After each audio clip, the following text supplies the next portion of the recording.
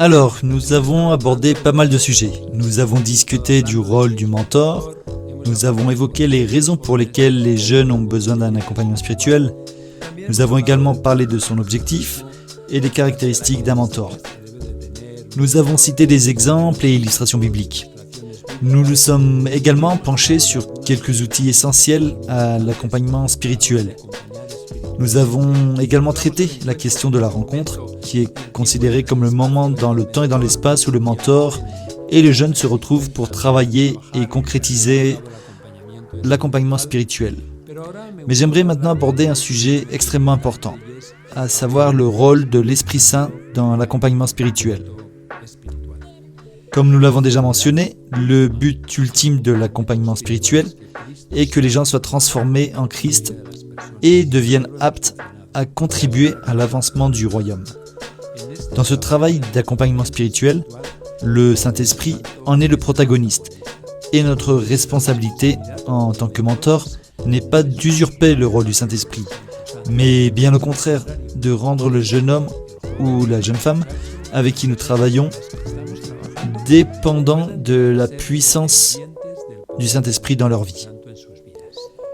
Dans l'évangile de Jean, le Seigneur Jésus nous fait une promesse qu'il a répétée à plusieurs reprises et qui est très importante. Le Seigneur Jésus dit « Mes brebis entendent ma voix et me reconnaissent ». Le Seigneur Jésus a ajouté que lorsque le Saint-Esprit viendra, il vous conduira dans toute la vérité et il vous enseignera toutes les choses. Tout enfant de Dieu a le privilège de pouvoir entendre et reconnaître la voix de Dieu dans sa vie, de comprendre la volonté de Dieu pour sa vie, de prendre les bonnes décisions et de parvenir à développer ce projet vital unique et singulier que Dieu a prévu pour tout le monde. Et il est de notre responsabilité d'aider les jeunes à se connecter à l'Esprit Saint, à identifier la voix de Dieu, la voix de l'Esprit Saint dans leur vie personnelle. J'aime bien ce passage des Écritures, dont nous pouvons nous inspirer pour établir les principes essentiels au travail du mentorat, qui se trouve dans le premier livre de Samuel au chapitre 3. C'est un passage bien connu, c'est le passage qui annonce l'appel de Samuel au ministère. Samuel était un adolescent à l'époque. Il n'occupait pas un poste important dans le temple. Il était tout simplement l'assistant du grand prêtre, le garçon des courses, comme l'on dirait de nos jours. Cependant, son appel nous relève des principes spirituels très importants. Le premier principe est que Dieu appelle tous les hommes. Ce qui rejoint à nouveau ce que le Seigneur Jésus a dit. L'Esprit Saint vous conduira dans toute la vérité et vous enseignera toutes choses.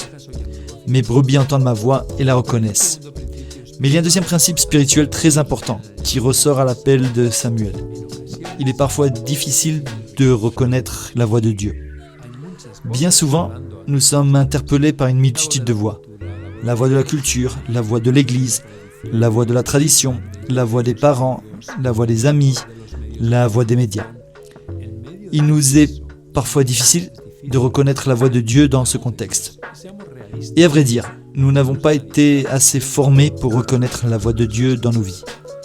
C'est pourquoi le deuxième principe spirituel à retenir est la difficulté que nous avons parfois à reconnaître la voix de Dieu. Le troisième principe spirituel que je vois dans l'appel de Samuel concerne la possibilité de se faire aider. Élie n'était pas sans défaut, mais si ses enfants étaient comme ils étaient, il avait la capacité de comprendre la voix de Dieu et de diriger l'attention de Samuel vers Dieu. Et je pense que c'est précisément la responsabilité du mentor.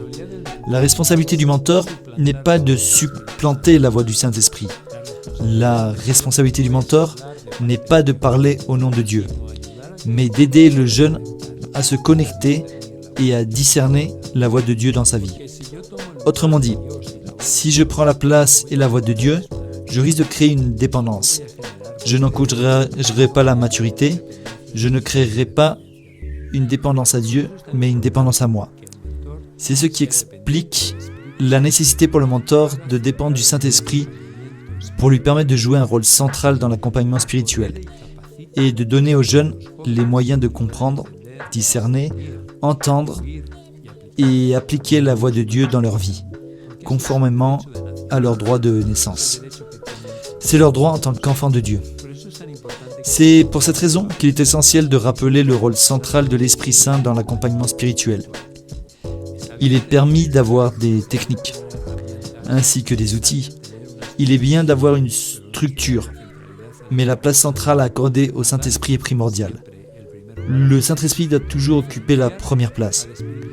Il faut toujours se référer à l'Esprit Saint dans la vie du jeune pour ce qui est du discernement, des décisions à prendre, des projets à réaliser et de l'interprétation des Écritures.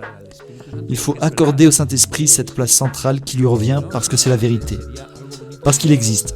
Sans quoi ce serait qu'un beau passage biblique que nous ne pourrons pas appliquer le lundi, mardi, mercredi, jeudi, vendredi, samedi et dimanche. Il est donc très important de conférer cette centralité à l'Esprit de Dieu, d'aider le jeune à reconnaître la voix de Dieu face au bruit et à la pollution sonore de sa vie.